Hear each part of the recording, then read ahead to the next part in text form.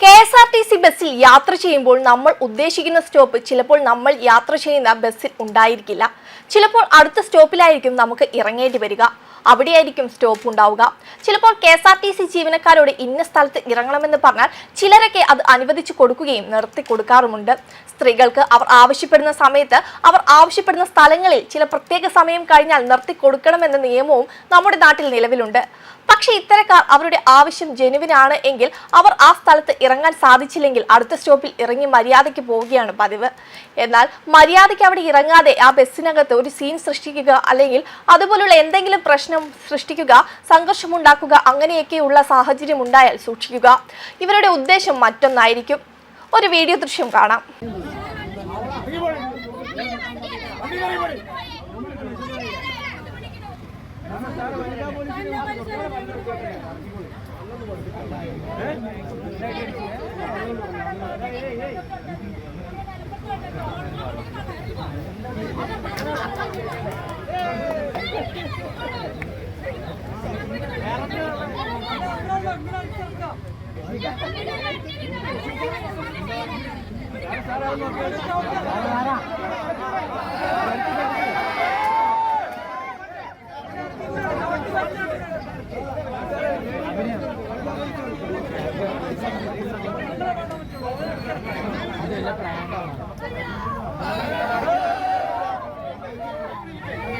ഇതിനകത്ത് ഒരു ബസ്സിനകത്തെ സംഘർഷ സീനുകളാണ്.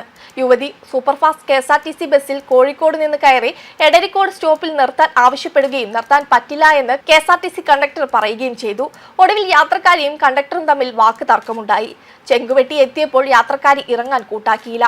കണ്ടക്ടർ ഇറക്കിവിടാൻ ശ്രമിച്ചെങ്കിലും അത് നടന്നില്ല. ആ സ്ത്രീ വനിതാ പോലീസ് വരാതെ ബസ്സിൽ നിന്ന് ഇറങ്ങില്ല എന്ന് പറഞ്ഞ് ആകെ പ്രശ്നമായി.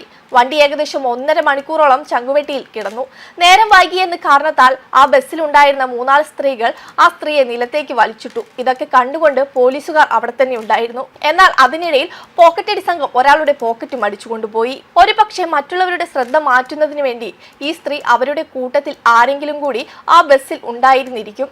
അവർ തമ്മിലുള്ള ഒരു പ്ലാൻ ആയിരിക്കാം ഈ നീക്കവും മോഷണവും. ഇവരുടെ സ്റ്റോപ്പിൽ ഇറങ്ങണം എന്നുള്ളതിനെ തുടർന്നുണ്ടായ ഒരു നാടകം. അതുകൊണ്ട് തന്നെ ഇത്തരം സാഹചര്യങ്ങളിൽ ഉണ്ടാവുകയാണെങ്കിൽ ഒന്ന് ശ്രദ്ധ വയ്ക്കുക. നമ്മുടെ കയ്യിലുള്ള വിലപിടിപ്പുള്ള സാധനങ്ങൾ നഷ്ടപ്പെടാതിരിക്കാൻ നമ്മളും ശ്രദ്ധിക്കുക. ഇനി ഏറ്റവും ദുഃഖകരമായ വസ്തുത, ഇതെല്ലാം കണ്ടുകൊണ്ട് പോലീസുകാർ അവിടെ അടുത്ത് തന്നെ ഉണ്ടായിരുന്നു. ആ സ്ത്രീ പറയുന്നുണ്ട്, വനിതാ പോലീസ് വരാതെ ഞാൻ ഇവിടെ നിന്ന് ഇറങ്ങുകയില്ല.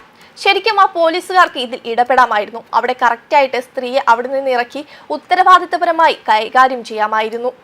അതവർ ചെയ്തില്ല. അതുകൊണ്ട് തന്നെ പോലീസുകാരുടെയോ അതുപോലെ നിയമപാലകരുടെയോ ഒക്കെ സഹായം ഈ സമയങ്ങളിൽ ഉണ്ടാകുമെന്ന് എപ്പോഴും പ്രതീക്ഷിക്കരുത്.